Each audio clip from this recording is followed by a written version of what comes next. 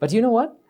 Few hours ago, the whole monastery was shining and it was bathed with sunlight, right? So the weather changes so rapidly, the nature changes so rapidly. So as our life. In life, some days we have storms, right? Sometimes we are very happy, sometimes we celebrate our life like shiny days, right? Like sunny days. But sometimes it becomes gloomy. All of a sudden it becomes gloomy. It becomes so moody, right? So we feel down, we feel terrible, like we feel depressed, right? And for some days, there's nothing special, like the empty sky, right? So this is life. It always changes, okay? So today, I'm going to talk about this one habit that we all have been through and that can affect us in many ways in our life, and that is the habit of overthinking, right? You know, we all have been through that situation that we have overanalyzed situations and we have expected worst case scenarios and we have kept on thinking about certain things, what will happen in the future, what has happened in the past. That is very painful, and it steals our peacefulness in our life. So in this video, I'm going to be sharing with you few tips that can manage the habit of overthinking and to stop the habit of overthinking. So let's dive into the video. So the first thing that we have to know before doing any kind of thing is to identify what triggers you, what makes you overthink, right? Because without identifying and without knowing what makes you overthink, you cannot deal with it, you cannot manage it, right? So for people, it may be different ways of triggers. Sometimes people have some fears about talking with other people, right? People have fears about like traveling alone, right? Sometimes people have a fear about what other people think of me, okay? So it is different from one person to another. So the first thing is to identify what makes you overthink, what triggers you. Once you know it, write it down on a paper, okay? Okay, this is what makes me overthink. This is what making me troubles, okay? That is the first step, identifying what triggers you to overthink. And then the next step, the second step is to be mindful about that trigger and that emotion, okay? Because once you identify your trigger, right, what makes you overthink, you can be mindful about it. You can identify it. Once those thoughts comes to your mind, like maybe a fear, maybe like a worry, maybe like a sadness, when it comes to your mind, just if you practice this mindfulness, you can catch that thought. You can identify that thought. Now I'm going to worry. Now I'm worrying, right? Now I have this fear in my mind. Because when you become mindful, you understand about it and you know about it. You become aware of it. Then you will have the power to control it, right? Always remember, you cannot control anything that you don't know about and you're not aware about, right? So the second thing is to be aware and to be mindful about your thought.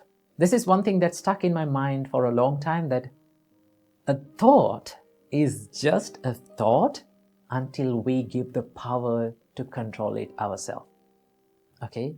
So what we have to know, understand the thought as just a thought, right?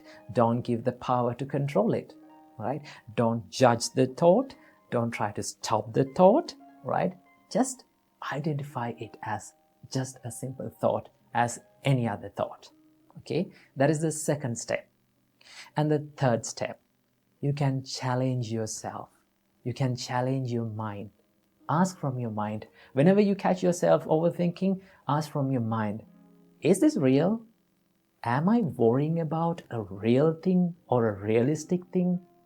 Is that going to happen in reality? So when you think about that, you will come across these conclusions. No, it's not going to happen. Why am I worrying about it? Right? Why am I thinking about it? I don't want to do that, right? It will steal my peacefulness. Okay? So when you think like that, you know what is going inside your mind. So the whole point and the whole secret about stopping this overthinking pattern is to know what is going inside your mind. Okay? That is one thing that you can do to challenge your thoughts. And then the next step is to take action. There is no any other remedy for all these problems, all these mental restrictions that you have in your mind other than taking actions. Okay?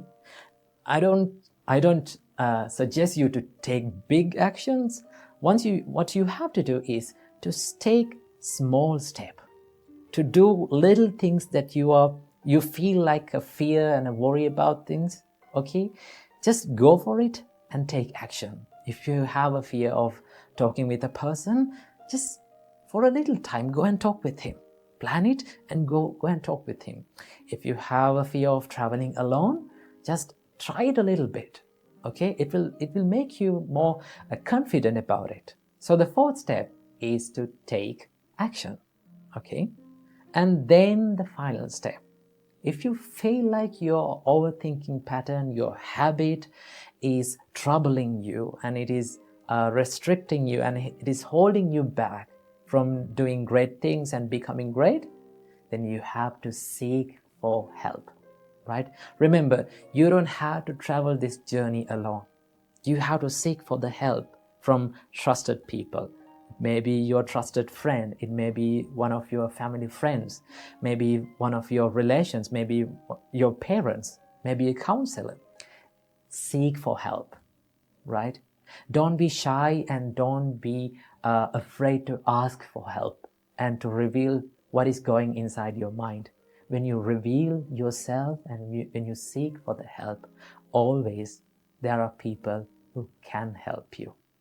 Okay, so you are not alone in this world. Even 73%, you know that 73% of the young people in the age range of 25 to 35 suffer from chronic overthinking. So you are not alone in this world. Okay, so what we have to do is to first thing to identify what triggers you, second thing to be mindful, and then to challenge your thoughts and take action. And if all those things does not work, seek for the help, and always the help will be given to you. So these are the few things and the little things that you can practice in your life to overcome the pattern and the habit of overthinking. So I wish all the best in your journey of overcoming the overthinking patterns and living a life more productive and more happy.